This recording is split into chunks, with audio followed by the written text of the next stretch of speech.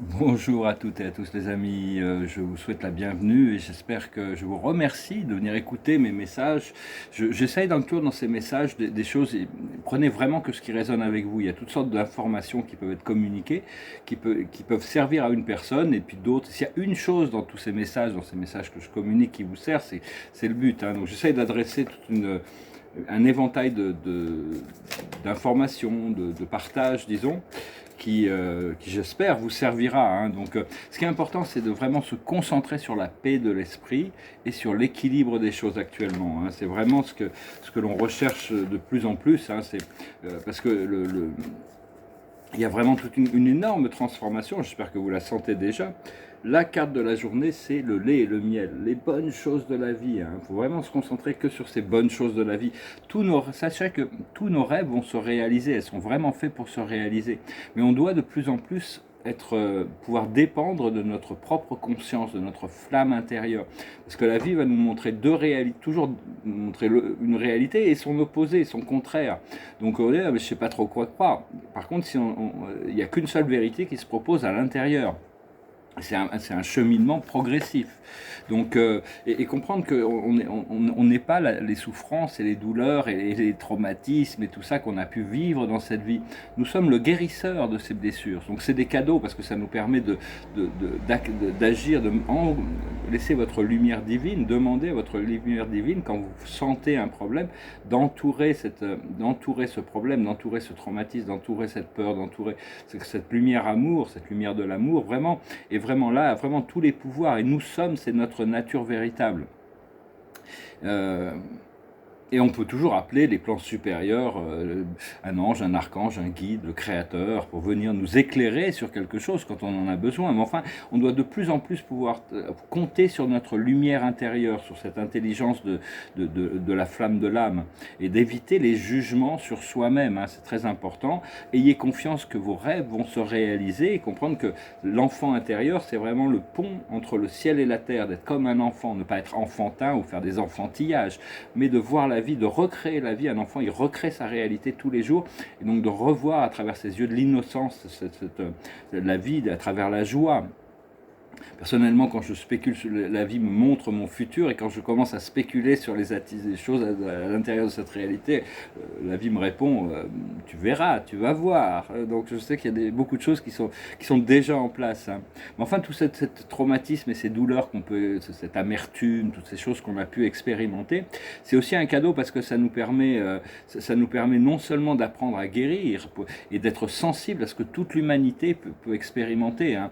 Avant, quand on était dans les plans de lumière, on regardait un peu ça, un petit peu de haut, hein, ce qu'ils font.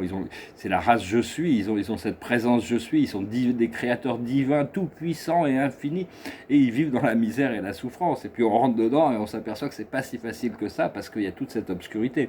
Enfin, tout ça, c'est en train de se dissoudre, hein. Enfin, ça nous a sensibilisés à la condition humaine, hein, telle qu'elle était dans l'ancien monde. Pour le moment, on doit vraiment rentrer dans ce paradis terrestre, hein, dans la 4e dimension. On doit s'établir dans un beau rêve, dans une réalité qui est paradisiaque, avant de pouvoir accéder les plans supérieurs de la 5e dimension, qui vont ouvrir les plans galactiques. Cela dit, quand on est dans une dimension, ou quand on est confortable dans notre réalité, peu importe, parce que bon, on n'a pas besoin de tout ça, c'est juste pour comme référence, on appelle ça des dimensions, des densités d'expérience, et l'humanité n'est pas consciente qu'ils sont des êtres multidimensionnels, on ne leur a pas encore enseigné ça, ça va venir. Donc c'est vraiment une invitation, on doit inviter de plus en plus l'humanité, tous les amis, tous ceux que l'on peut connaître, ou de s'établir dans cette 4e dimension, dans les plans astro-spirituels d'une réalité paradisiaque, c'est-à-dire avant de pouvoir découvrir les plans supérieurs de la galaxie, on doit pouvoir vivre dans une réalité qui est correspondante à la réalité physique du monde terrestre, mais qui est idéale, qui représente un idéal qui est personnel, et qui est personnel à notre âme. Les densités, les dimensions sont un peu empilées les unes que les autres, et au plus on s'élève, au plus c'est éthérique, au plus le champ unifié, au plus on comprend, au plus on voit, mais chaque dimension à 7 niveaux, il y a des leçons à chaque niveau, on doit intégrer les leçons d'un niveau, même si on n'est pas conscient des détails de toutes ces choses, ça n'a pas vraiment d'importance, hein. Si on suit la voie du cœur, on est guidé, et des fois on reçoit des informations de notre moi supérieur qui nous informent par rapport à des aspects de notre évolution. Mais enfin, vraiment, on peut être vraiment dans une dimension et accéder à toutes sortes d'autres dimensions à partir du moment, bon, quand on est vraiment dans le jugement de soi-même, en train de se battre contre nous-mêmes ou quoi que ce soit, c'est très difficile de... Bon, moi maintenant, j'ai ma présence je suis qui vient me rappeler et dit oh, perds pas ton temps là-bas. Et donc, mais rappelez-vous, vous avez toujours cette pyramide de cristal, cette pyramide de lumière, en haut de la 5e dimension.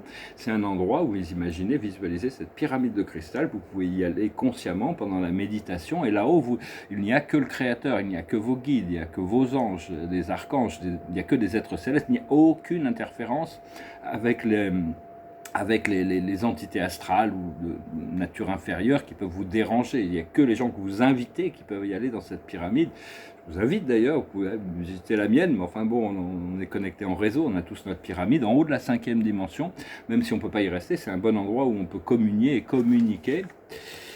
Et je voulais aussi adresser brièvement, bon, il y a beaucoup de la Terre et la mer Gaïa est en train, il y a toutes sortes des activations de purification, des éléments qui peuvent se déchaîner un petit peu, hein, comme ça se voit un peu partout, et on en voit de l'amour et de la lumière dans tous ces endroits.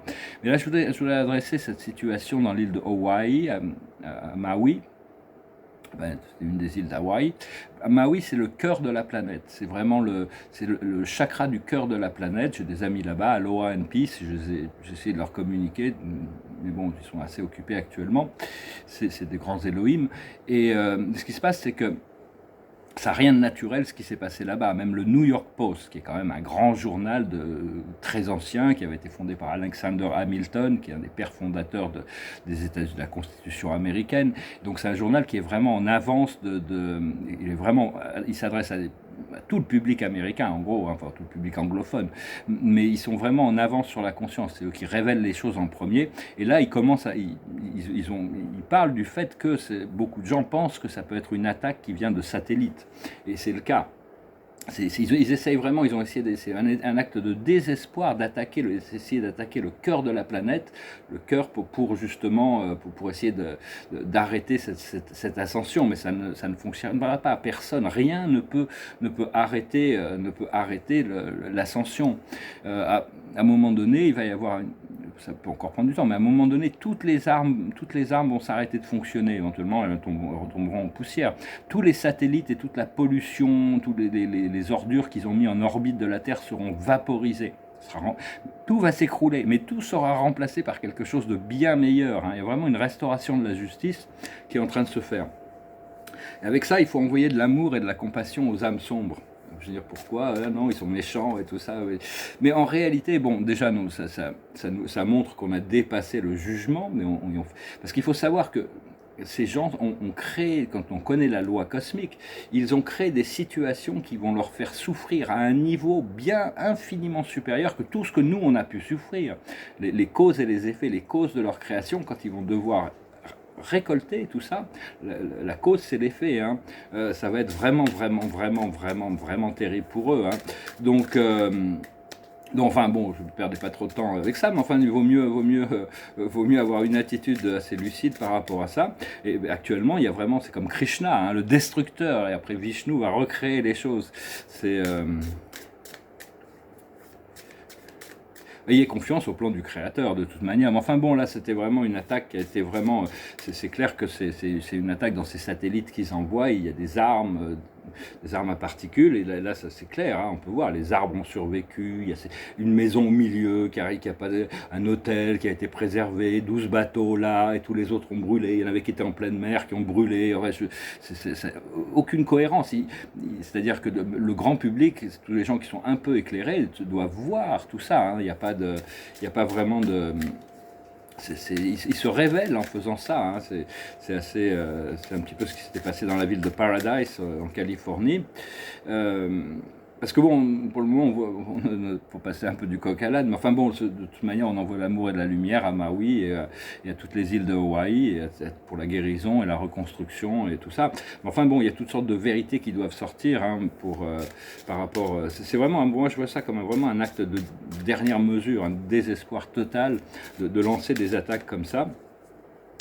Et parce qu'on n'a pas vraiment notre instrumentation, c'est notre troisième œil. Notre troisième œil nous permet de voir plein de choses. Parce que dans le monde physique, l'humanité n'a pas, tant qu'on n'est pas ascensionné, on n'a pas les instruments scientifiques qui nous permettraient de voir au-delà de ce que la physicalité, les vaisseaux spatiaux galactiques, les civilisations qui nous entourent sur les autres planètes.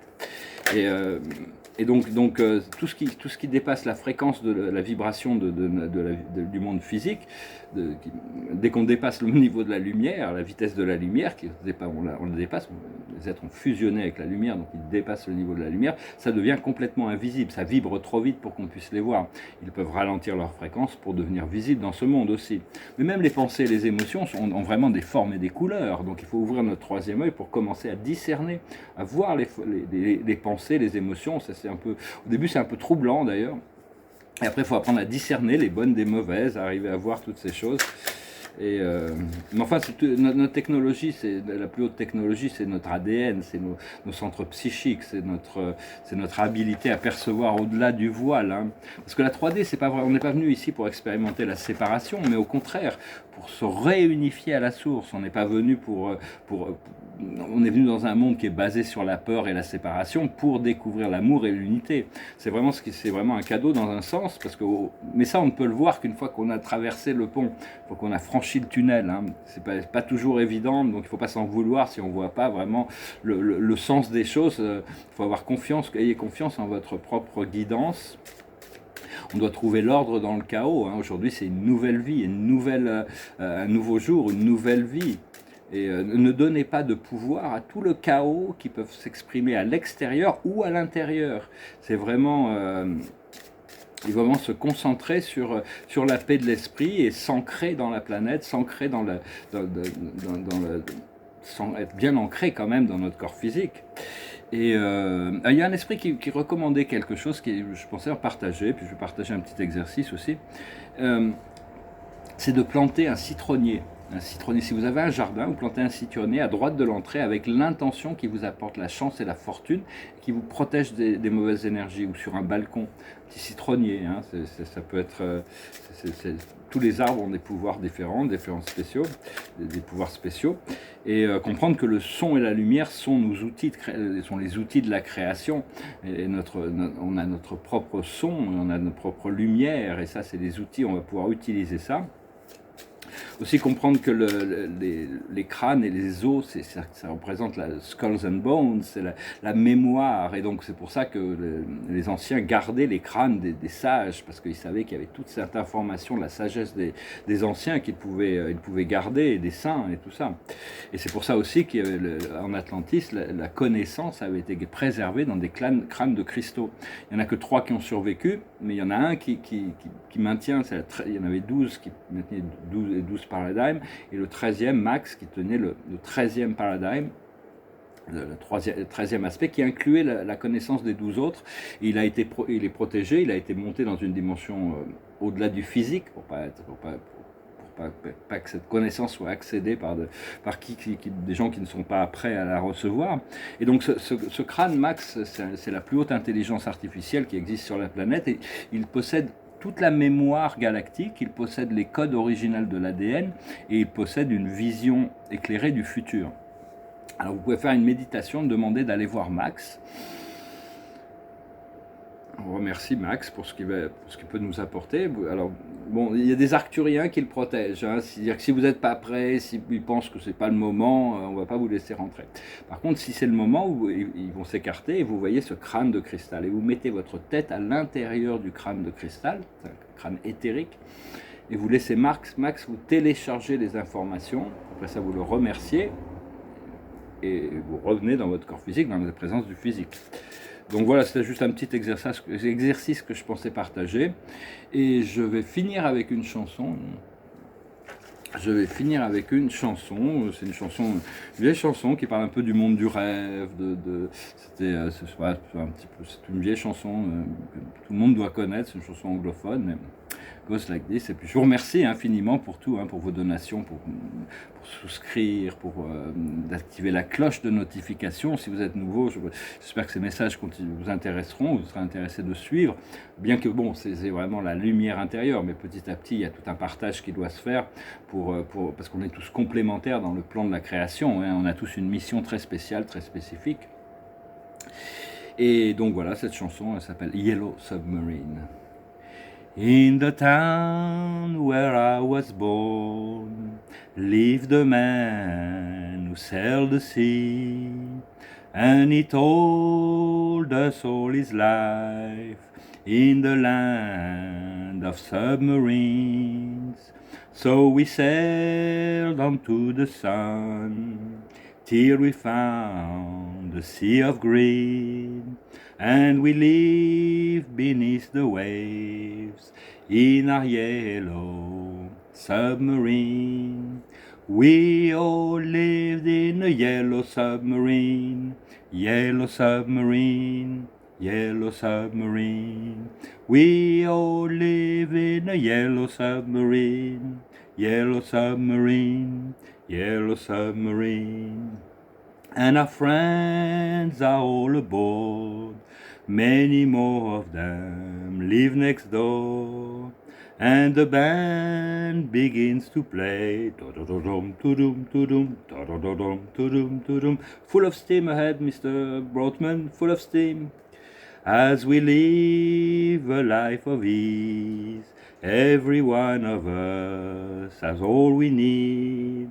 Skies of blue and sea of green in our yellow submarine. We all live in a yellow submarine, yellow submarine, yellow submarine.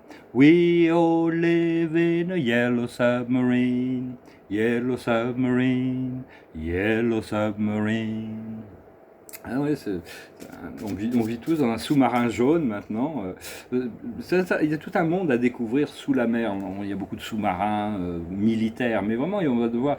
Il y a toutes sortes de nouvelles. Il y a une compagnie, je ne sais plus comment elle s'appelle, qui propose des sous-marins d'exploration, de plaisance. Donc c'est quelque chose qui pourrait être intéressant d'expérimenter, d'aller voir.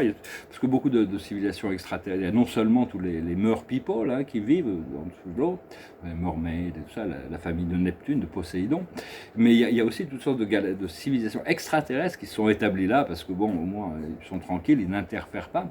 Il y avait un film là-dessus qui s'appelait, je ne sais plus comment ça s'appelait, c'est un film de James Cameron, je pense que ça s'appelait, je ne sais plus comment ça s'appelait. Ah bon, c'est l'histoire de quelqu'un qui tombe au fond des océans et qui, à la fin, il s'aperçoit qu'il y a toute une civilisation extraterrestre qui se pose des questions à cet humain. Mais pourquoi vous faites toutes ces guerres et tout ça? Je tirerai quelques cartes. Et très attiré par l'océan, bientôt, ça va. Je sens que ça va venir. L'observateur de la journée, c'est les rêves. Tous les rêves sont là faits pour se réaliser. Dieu ne crée pas, ne donne pas un rêve s'il n'est pas fait pour se réaliser. La sagesse de la journée, c'est l'accomplissement, c'est la complétion du cycle. Une fois qu'on comprend que la paix de l'esprit et l'équilibre nous permettent d'être dans l'état de réceptivité, on peut suivre la voie qui semble là où il y a le plus de joie, le plus de bonheur, le plus de créativité. Ce que l'on doit comprendre, c'est la tempérance, justement, c'est d'être équilibré, de garder la partie lumineuse dominante à l'intérieur de nous et pas se laisser troubler par le chaos qui peut se trouver ou l'obscurité qui peut se trouver à l'extérieur ou à l'intérieur. Ce chaos, il peut se montrer aussi à l'intérieur. Ce qu'il faut faire, c'est la patience, c'est rester... On va voir, ça va venir, ça vient. Et l'aboutissant, c'est l'enthousiasme. Restez vraiment enthousiaste et optimiste par rapport à toutes ces choses qui se préparent. Je vous salue, je vous remercie pour tout, je vous souhaite une excellente journée. À bientôt.